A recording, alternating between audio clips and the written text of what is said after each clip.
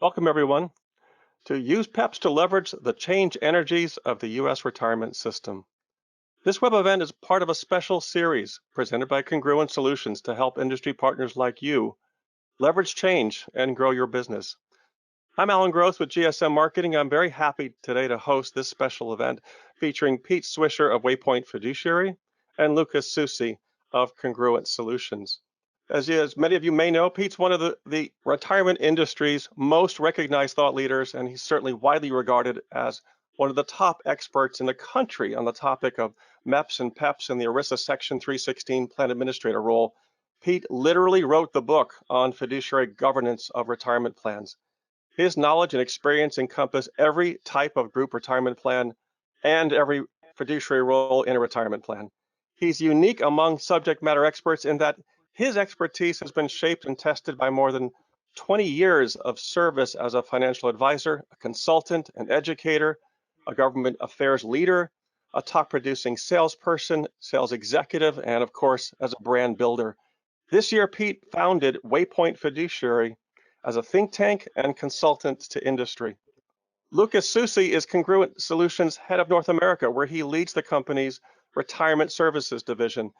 Lucas is responsible for sales, back office operations, and provides guidance and oversight to the development of Congruent's record-keeping platform called Core DC.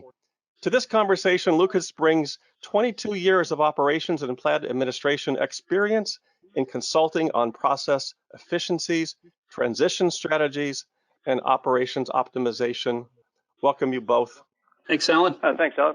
As you registered for this event, we asked you a few quick questions, and thank you to so many of you that gave us your perspective on three pretty important questions that seem core to the relevance of this session today. We asked, does your company offer MEPs today? Interestingly, a little more than half of you said, yes, we do today. To the question, do you plan to offer a PEP in the next 12 months? A little less than half said yes, half unsure. Maybe a small number, less than 10%, said, no, we don't think so. Interestingly, the third question we asked you was this one. Which of these is your biggest challenge with PEPs as you contemplate your strategy going forward? Admin process, compliance, design, marketing, record-keeping process, and technology, all were responses. And of course, if we asked you which of these matter, you might have chosen all of them. If we asked you to rank them, we got something different, but we asked you specifically to choose one which you thought was the most challenging of them, and this is how you responded. There's a lot to unpack here. Pete, what's your take on it? Well, I'm gonna start actually with the number of people offering MEPs. I think part of the answer to the question of what the biggest challenge is that the types of MEPs people offer have largely been corporate MEPs and maybe just a handful of PEO MEPs. So I think most of the folks on the call have probably dabbled in this stuff, but it's not been a center of really anyone's business for the most part. And so there's a lot of uncertainty. And I think the uncertainty around marketing is, how do I make money at this? I mean, I think the industry was broadly supportive of the notion of these things, but at the end of the day, I think it's okay to admit that they make us a little nervous in many cases. I think folks are nervous about what will this mean to the future of my business and how do I best position us for the future. Yeah, I agree on that, Pete. And I'd add, I dug into the data a little bit deeper too, and I found something interesting that of the people that had responded, they presently offer a MEP. Only about half of them definitely said that they would offer a PEP in the future. The other half were pretty much unsure, and there was one person actually, or one individual who flat out said, no, thank you, I'm stepping away from that. So I just thought it was kind of interesting, and I think you're right. I think it really has a lot to do with people unsure how they're going to, how they're going to not just market themselves, but how they're going to present themselves, the services that they want to play in, and how can they make money on it. I was in an industry call yesterday, actually, when we were discussing about the Department of Labor's request for information on PEPs. And I can say people were a little apprehensive in that. And people really want the department to be able to take a less is more strategy on that. Because, they fear rising administration costs as we start putting more rules and regulations and things around it and start packing those all around it. It's going to be tough to be able to make those PEPs something that you can offer at a low cost and still make a profit on. We're going to take this much further, of course. And while we thank you for your input on these questions as you registered for this event, We'd like to pose this question to the group now, as if we were in the same ballroom together, and we said, by a show of hands, how many of you see, PEPs primarily either as an offensive or a defensive strategy? I'd like to pose that to you here as a quick poll. And if you would spend a quick moment, click in, and I appreciate many of you are voting very fast. We're just going to give you a few seconds, kind of interested in having both Pete and Lucas speak to this. We'll give you 2 more seconds and we'll close this poll. 65% of you responded. We see this as part of an offensive strategy. 35% of you said we see it largely as a part of a defensive strategy. Pete, how do you read that? That's actually the opposite of what we expected, isn't it, Lucas? I mean, when we talked about this ahead of time, we were like, yeah, we're hearing a lot of defense talk. Not necessarily that it would be overwhelming one way or the other, but I think this speaks to the point of our discussion today, is that these things are a way of focusing change energies that are already there in the retirement system, and people have the opportunity to wrap their best ideas into one offering here. That's the offense. The defense is, I think, one of the terms that you've heard historically around the debate on open MEPs is cannibalization, and the fear that service providers who have built up infrastructure to serve participants, over the years have a certain cost of that infrastructure. And if those current clients are put into a MEP or forced into a MEP or squeezed into a MEP, however it ends up happening, at a lower price point, they're doing the same work, especially a record keeper, doing essentially the same work for a lower price point, and it's not sustainable. That's the fear. So the defensive side is the fear that it's just going to be bad for the business and force us to take cheap decisions instead of decisions that will really help participants, or at least that's how I think people view it. Yeah, definitely different than we had envisioned, and kind of from what I'd been hearing as well too. But I'm encouraged by what I see. I mean, I think it really is an opportunity out there, and I'm excited to see that people are looking at it as an offensive strategy as opposed to just kind of stepping away from it a little bit and just trying to fend away. With that, and thanks, Alan, for the introductions and everything like that. Definitely appreciate it. With that, I guess let's just take one quick step back here, and let's look at MEPs, PEPs at a really high level. MEPs have been around for a while, right? As we saw, many of you here offer them and support them. Maybe it isn't as widely adopted amongst employers out there, but they've been around for a while. So, what's going on with these PEPs, right? I mean, I remember, Pete, when we were talking about RISA, right? Actually, I remember Senator Hatch was calling it RESA, but I guess it's his bill, so he can call it whatever he wants, right, at the end of the day. But anyways, he kept saying PEPs, and he'd repeat the word PEPs and everything like that. And I just thought he was kind of reading his cue cards wrong or something like that. So, for the sake of everyone probably undoubtedly being beaten over the head since the Secure Act passed and months before that about what PEPs actually are, maybe just take a minute and quickly summarize or so, what makes PEPs interesting.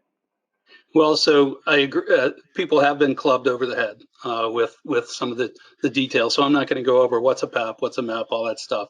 But I think it is useful to remember where these came from. They come from 10 years of wrangling in Washington, D.C. over the future of the retirement system. And that wrangling included, how do we close the coverage gap? There is a growing will in this country to close the coverage gap and get plans in every employer in one form or another. And we saw evidence overseas of countries that were succeeding at doing things where we weren't, even though our system, I would argue, is the most successful private retirement system on the planet.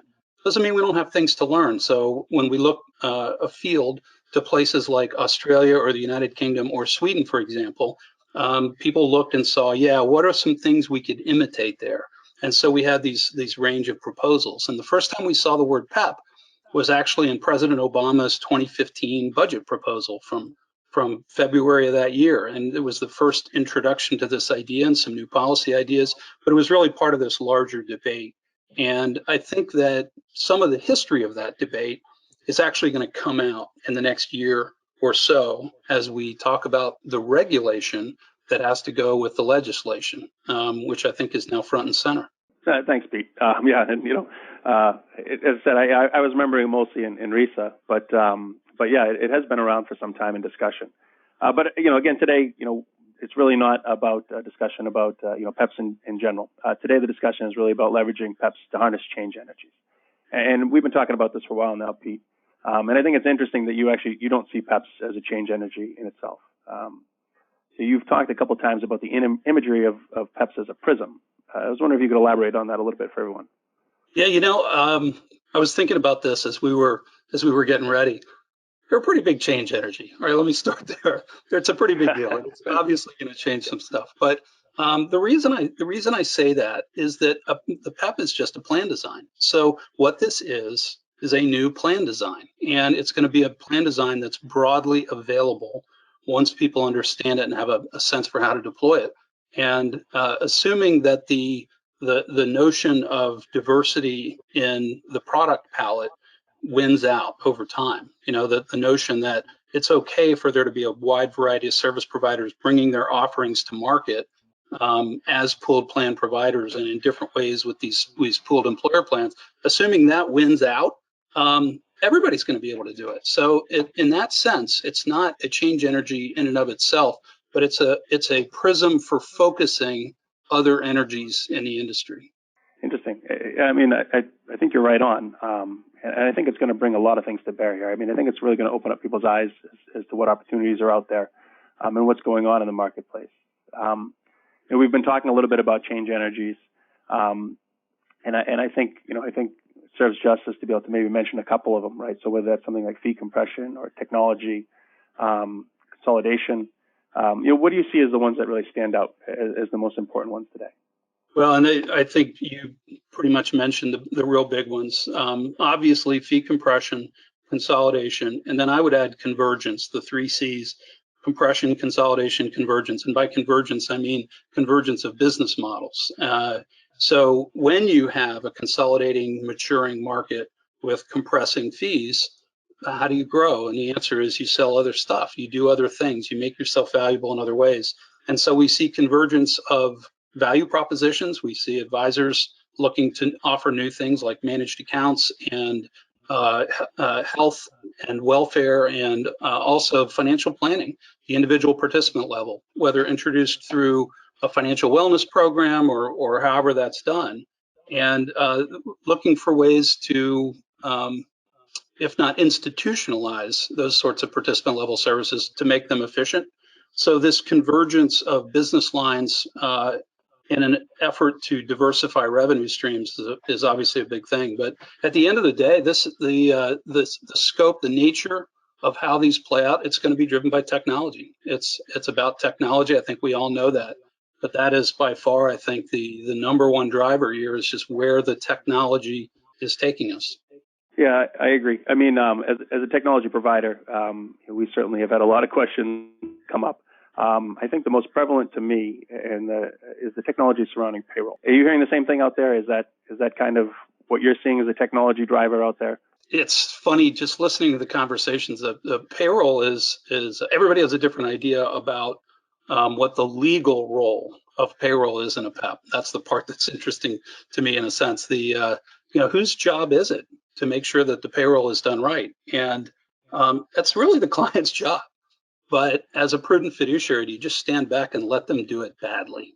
That's kind of I think that's kind of the theme that I have, is where do problems come from? And I think those of us who do this for a living, especially those of us who are used to working on the administrative side, know that a very large percentage of the problems are caused by the client. So do we let them? And to what extent do we step in? And then what's our legal responsibility? But I think it's very important to draw the line and say, employer, you do have some jobs that remain yours. But then we as an industry, I think everyone is trying to tackle this question of how do we make it efficient? And Lucas, you guys you're a technology firm. This is what you do. And I think, I'm interested to hear, I think everybody's probably interested to hear, what are you seeing? What are the problems you're being asked to solve? Again, specifically, it's mostly around payroll problems. And the problem is, the problem's been around for a while, actually. It's been around with single employer plans as well, too. But really, it's, amplified by so much that we're going to be dealing with in the PEP space here, namely And for the most part, I'd say small employers out there. Although, it's not the case by rule, but we're dealing with these small employers. And first and foremost, I think that what you have to do when you're looking at technology is you've got to make it easy for the sponsor, and you've got to make it easy for the provider as well too. A lot of the challenges around that are getting data in, and we can talk about data for a while, and I'm sure it'll come up in the conversation later on again. But it's about getting good data in, and a lot of people look and say, let's push self-service, right? Let's push self-service. But self-service alone, it can make a plan sponsor start to think you're just really trying to unload the burden on them. But at the same time, if you aren't pushing self-service and marketing it well, as something that's a responsibility of theirs and make it easy for them to do, then you're taking on the burden yourself, and then you're losing all your profit on that through margins, right? So, a few things I think that make things simple is you need to be able to allow them to send data in any format, pretty much. These are all small employers out there, and they don't have payroll departments they can go back to and get data in a specific format. The payroll providers out there, they might be charging fees to be able to get into a specific format. So it's not something that's cost effective for them to be able to do that. So you need to allow data to come in easily. You've got to have an easy and intuitive interface that allows them to be able to walk through the process of submitting data. For the really small employers, right, whose payrolls maybe don't change very often or frequent, maybe you can have like a set it and forget it option out there. Or a nearly no-touch option out there. And I'm actually going to take a little step back on that, just in case there's trademark issues there with Ron Popeil and his chicken rotisserie out there on the set it and forget it. I'll call it, set it and let it be or something like that. But yeah, essentially, you just want them to be able to set it up once and maybe let it run its own course, or possibly allow some integration with payroll vendors out there. There's a lot of opportunity for automation and straight-through processing, and this can come through things, such as encouraging or enforcing plan sponsors to be able to embrace ACH, which will help with a lot of the funding issues. You can also utilize artificial intelligence and machine learning to help with error correction and things like that, where you can anticipate the correct answer based on data you've collected over a long period of time.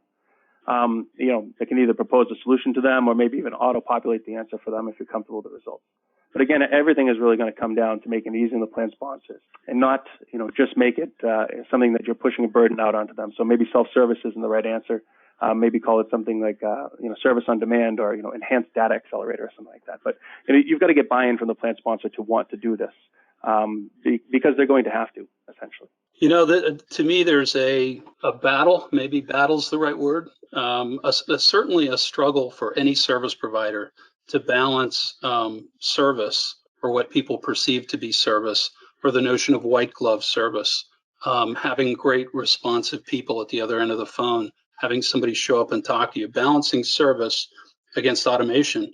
And, in the litigation space, I think the plaintiff's lawyers would like everybody to believe that any price more than, a nickel a head is a fiduciary breach and you owe millions of dollars. But the reality is humans want service. And to my point earlier, if employers are screwing up and they need help, it's a pretty viable business model to just give them that help and to fill the gap with some human service, not just technology.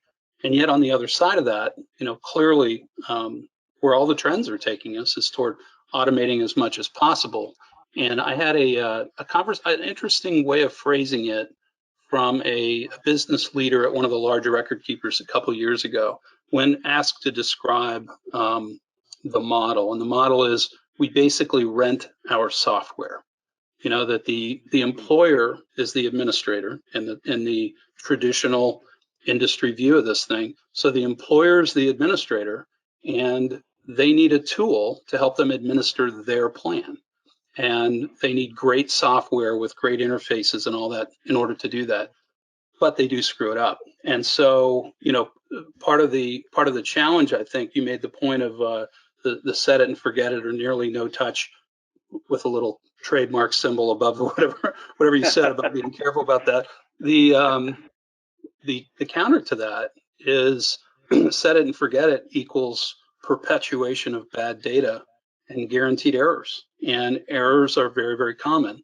And so we get into this difficulty that in the PEP environment, if you're a professional fiduciary who's overseeing one of these things, we're in a fishbowl. We're going to be living in a regulatory fishbowl where we're scrutinized by the regulators.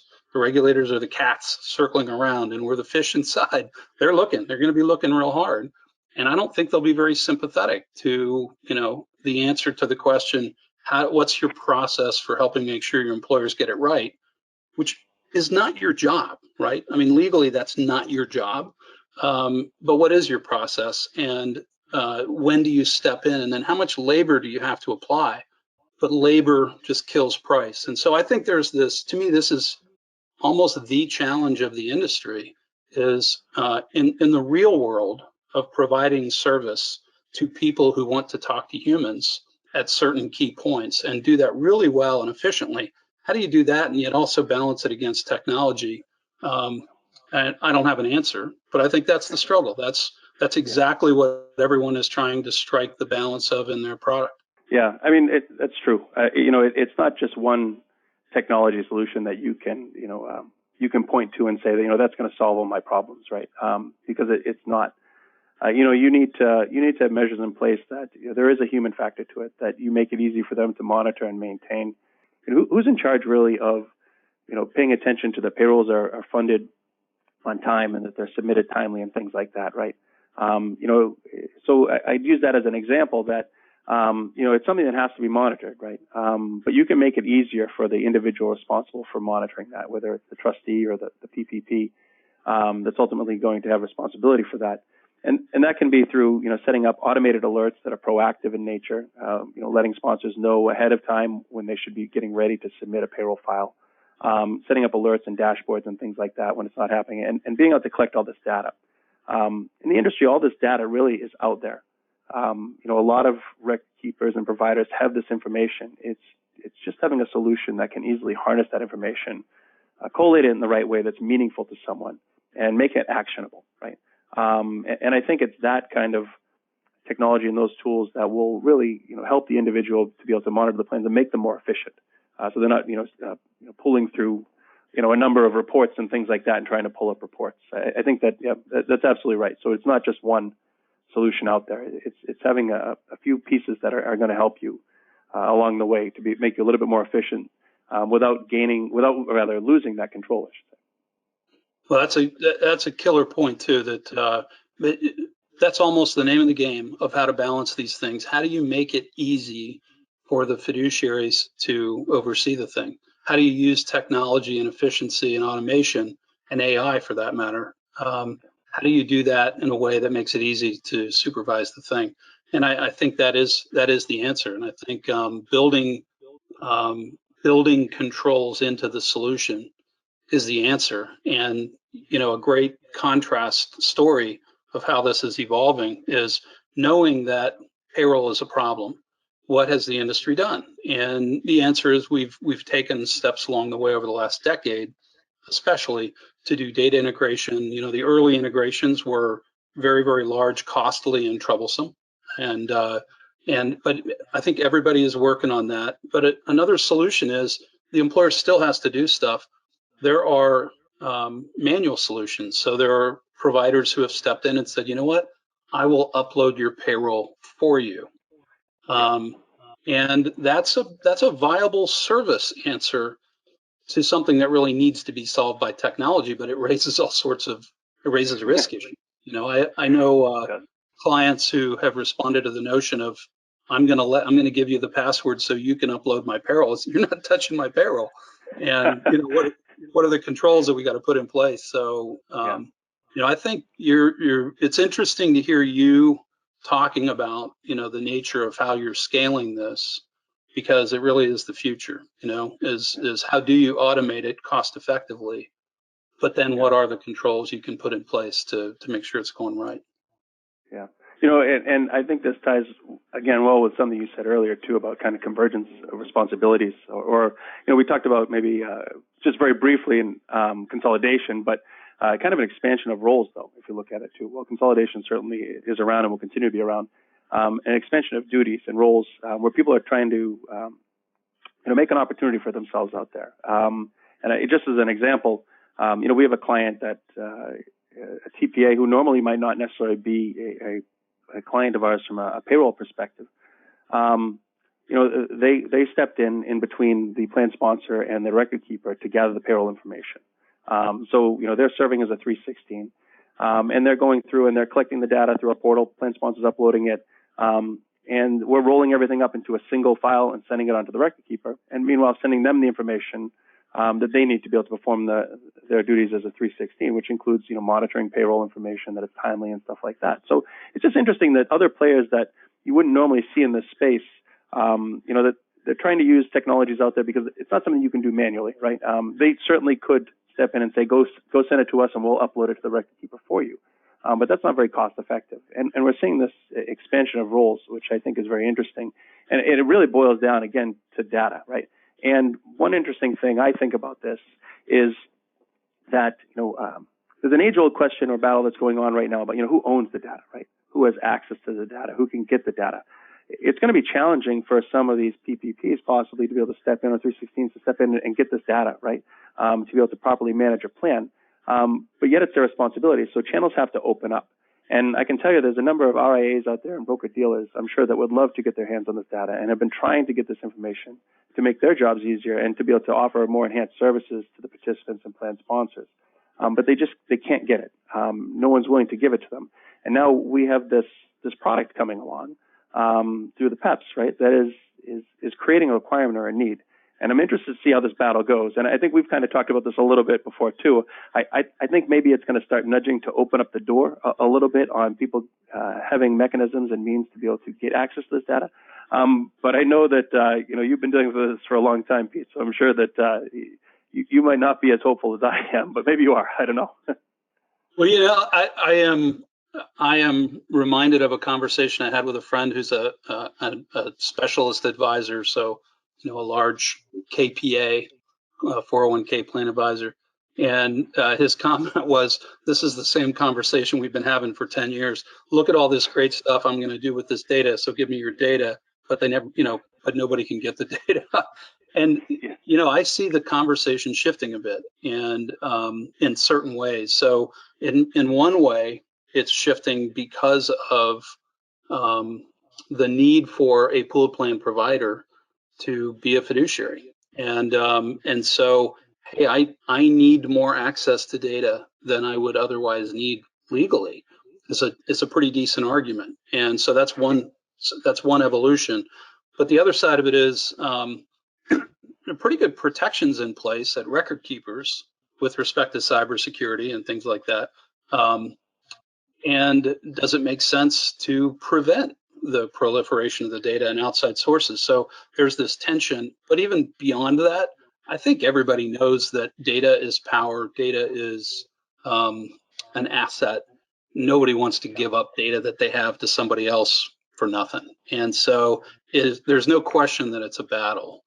But I think the best, I think the way that this will work best, we are collectively in this industry all trying to serve a common good and make some good things happen. And it's going to work best when there's a partnership between the different service providers, between record keepers, and not have it be seen as a battle, but truly a partnership to make things work well. And I think in that context, the data will flow the way it needs to. Yeah, I mean, I hope so. I mean, like I said, I'm seeing people trying to step in now in between, I think, and trying to, take control of, that's fine. You want the data, I'll give you data, but I'm going to have it first, and I'll give you only that which you need. And that almost, it almost kind of turns that almost into just a commodity service that they're offering right now on that. And I think that we're going to see this battle kind of play out a little bit more as PEPs emerge and who's going to have a role. So, we talked a little bit, I guess, about obviously this convergence, but what are you seeing in the industry right now, Pete, for consolidation? And what's happening out there? I mean, are people trying to purchase large providers out there that might be offering MEPs currently to get a leg up? I mean, certainly people that are offering MEPs today might have a bit of a blueprint, at least. Are we going to see some consolidation as a result of that, or what are your thoughts on that? I'm not I won't try to speak to the whole M&A front. I think we can all just witness what has happened and what continues to happen. It's not a mystery that there's consolidation, but there are different forms of consolidation. And But one of the things I think is on people's minds is this, going back to the 10 years of wrangling in Washington, D.C., is the right vision for the future of the retirement system that there would just be, as one person framed it to me, 15 enormous MEPs, and that's it.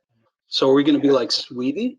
Or are we going to be more like Australia? Or are we going to be more like ourselves with some improvements to the system? But there are some who think that what should happen is that everything consolidate actually at the provider level, and that we be a provider-centric system. First of all, I don't agree with that, but I also think that there will be a diversity of solutions, and that is the foreseeable future of the industry. And so I think there are a lot of ways that it can play out, but that will play out. The consolidation of plans within PEPs, that will play out within the larger context of what we know will continue, which is firms gobbling up other firms. You're talking about this being, kind of wrestling for the past 10 years or so. What we're going to shape up to be, everything's really about coverage, right? So it's all about trying to expand coverage.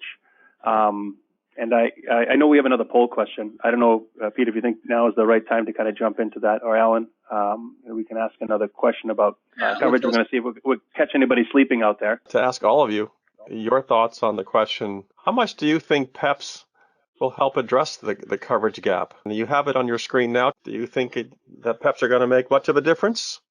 So you can see on screen, about half of you say somewhat. Only a small number actually say that you believe that it's going to be a meaningful force in terms of creating more coverage.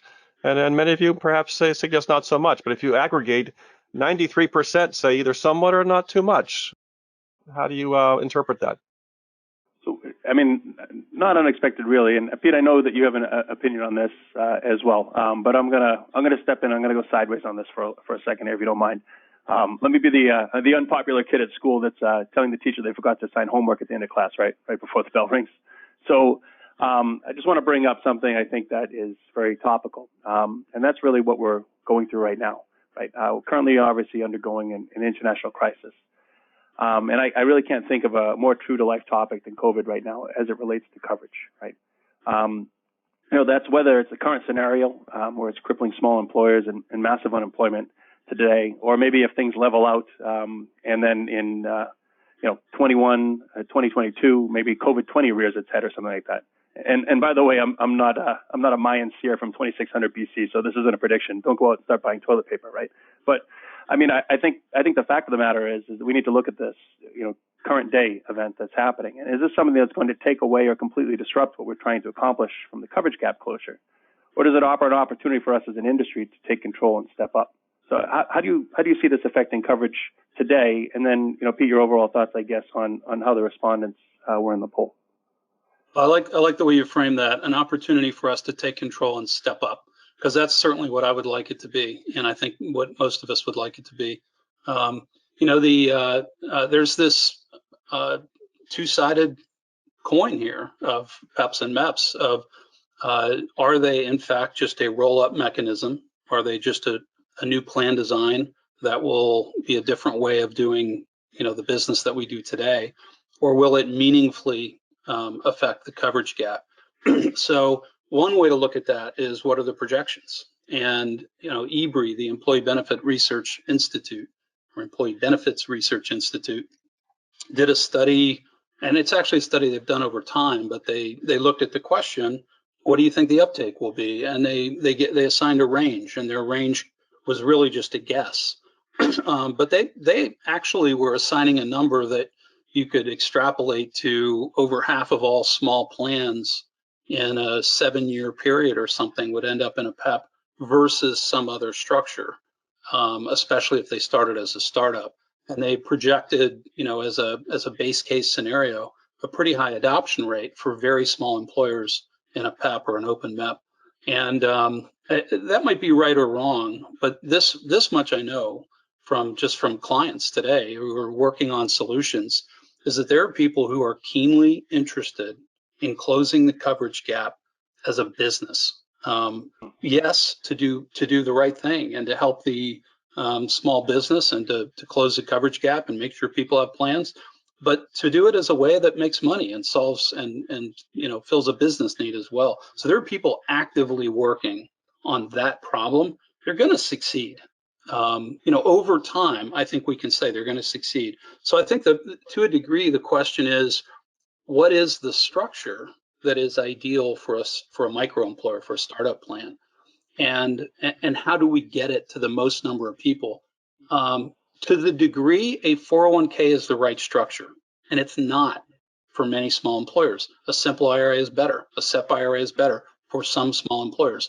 To the degree a 401k is better, I think MEPs are going to make a big deal. They're going to make a big dent over time. It's going to evolve, and there will be some rolling up, of larger plans together. But I think long term, we all know that the way to close the coverage gap is some form of mandate. And I think we're seeing that play out in the States. And it circles right back to that 10 years of wrangling and conversations I remember having in the back offices of the Senate 10 years ago. That the way to see this happen is for the states to take a lead on mandates and to have facilitative legislation at the federal level. I think that's what Secure is. And I think there will be other legislation in the future. So I think PEPs will make a meaningful difference for a variety of reasons, but they're not the only answer. I realized that Lucas posed a really important question, which I managed to not answer with my little dialogue there. And it's an incredibly important question. But you know what? I think my view, Lucas, of the impact of COVID is that it's brutal, obviously, on small business, but it will pass, and there will be small businesses, and they need retirement plans. And but one of the great challenges for the industry as a whole is just simply the very high level of turnover in small plans. So even without COVID, it's something like a 20% loss rate. You're lucky to retain 80% of your business when you're dealing with startups. That's a tough number, and COVID makes it worse. But that it will pass, and we will find ever more efficient ways of helping small companies. Yeah, thanks, Pete. Yeah, I mean, I agree, and I think it's incumbent upon us as an industry, right? I think we all want to make sure that we see Americans retire with dignity in a meaningful way, right? And I think it's upon all of us to be able to look for different ways, whether that's through a PEP, whether that's through a state-run option, or whatever the future might hold, right? I think that we're only given certain tools, I think, by the department and IRS. I think, we have to do the best that we can with them sometimes. And I think that PEPs offers a very interesting opportunity right now to be able to, if we can't close the coverage gap, we can at least expand upon it some, or rather shrink it some, and make it a little bit better for everyone out there. Well, it may not solve all, but I think that there's going to be a lot of challenges along the way. And I think that, this opportunity is something that is not easy to approach. It's not something that someone can do half-hearted. I think as an organization, I think you have to be prepared and ready to step into it and commit to it to make it effective. Alan, do we want to take some questions? Do you see this marketplace spawning an entirely new type of player offering PEPs? First of all, that what I am seeing is a variety of firms coming forward who aren't traditionally part of the marketplace.